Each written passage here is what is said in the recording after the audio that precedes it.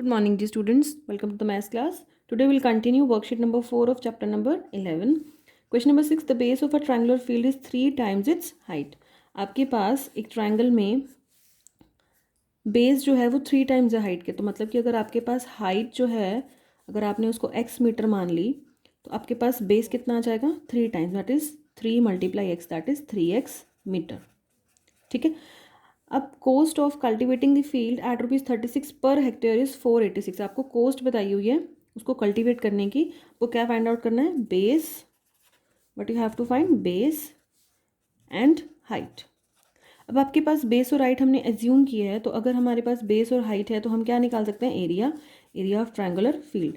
Area क्या आएगा हमारे पास? Half into base. बेस क्या है मेरे पास? 3x इंटू हाइट है x. तो क्या आ गया मेरे पास? 3x² bye 2 metre square. ठीक है. आपने ये ध्यान रखना है कि हमने यूनिट भी साथ साथ लिखनी है. अब क्वेश्चन में अगर आप देखोगे तो कोस्ट जो गिवन है पर हेक्टेयर गिवन है, मतलब कि जो मुझे क्वेश्चन में यूनिट चाहिए वो कौन सी चाहिए?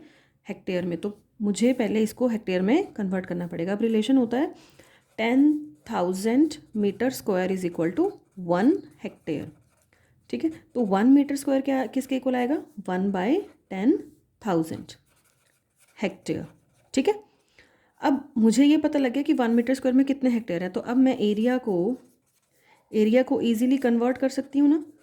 मीटर स्क्वायर की जगह क्या पुट करना है मुझे? 1/10,000 and I will get my area in hectare. तो अब मेरा एरिया जो है हेक्टेयर में आ गया. यूनिट सेम हो गई. Now I can start the question. जहाँ पे इसने ये लाइन लिखी है, the cost of cultivating the field at ₹36 per hectare, मतलब कि एक हेक्टेयर को कितने पैसे लग रहे हैं? 36 रुपीज़. तो अगर आपके पास कोस्ट आपको फाइंड आउट करनी है तो आप क्या करोगे? एरिया को आप किससे मल्टीप्लाई कर दोगे? ₹36 से. और वो किसके इक्वल आ जाएगा? टोटल पैसे कितने लग रहे हैं? 486. वैसे भी हम कोस्ट जब भी निकालते हैं क्या करते हैं? हम एरिया को मल्टीप्लाई कर देते हैं एक की कोस्ट से. तो हमारे पास एरिया क्या है?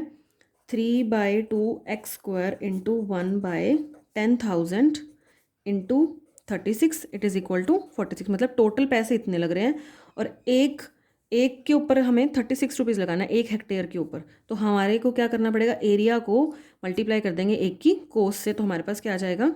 हमारे पास ये कंडीशन आ जाएगी जिससे हमें x² की वैल्यू फाइंड आउट करनी है. तो पहले हम LHS को सॉल्व कर लेंगे.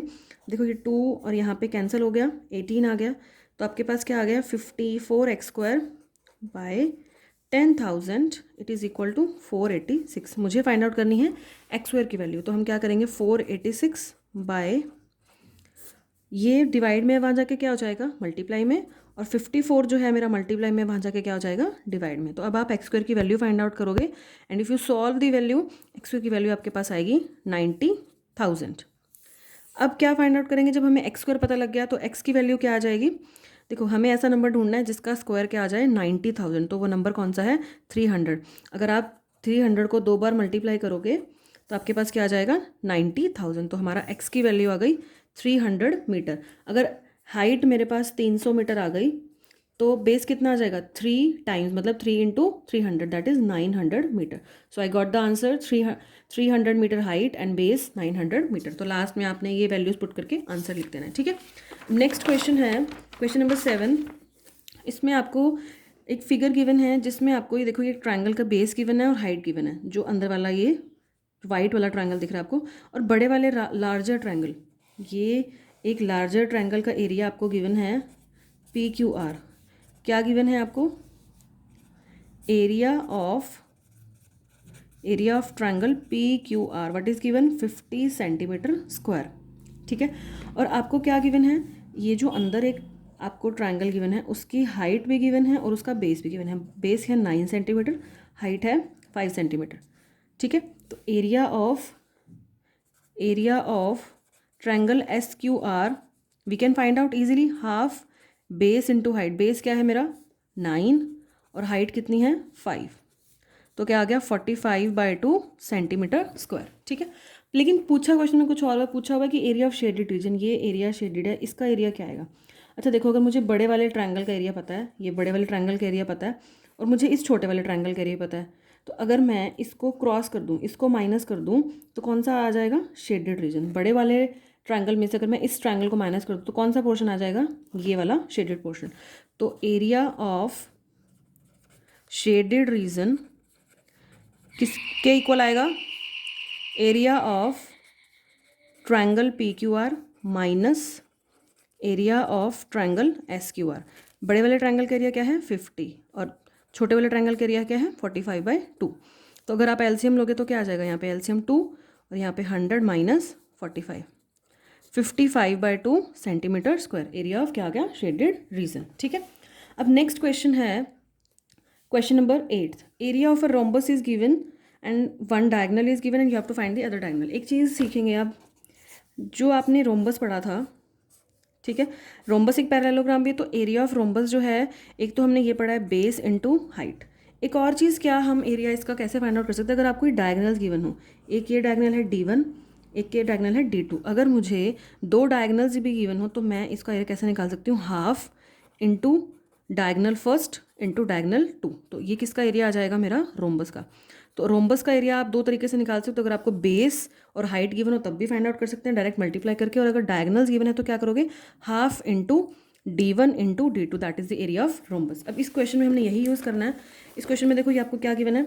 एरिया ऑफ रोम्बस गिवन है क्वेश्चन नंबर 8 में। Area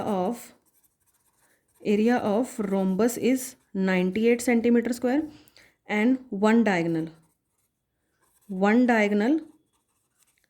you can write length of one diagonal that is 14 metre. And हमने एरिया अभी आप क्या डिस्कस किया है? 1/2 इंटू, इसको सपोज आपने D1 मान लिया, क्या फाइंड आउट करना है आपको? D2, that is the length of second diagonal, that is D2 हमने एज्यूम कर ली। तो एरिया क्या है? Half into D1 into D2, that is 98।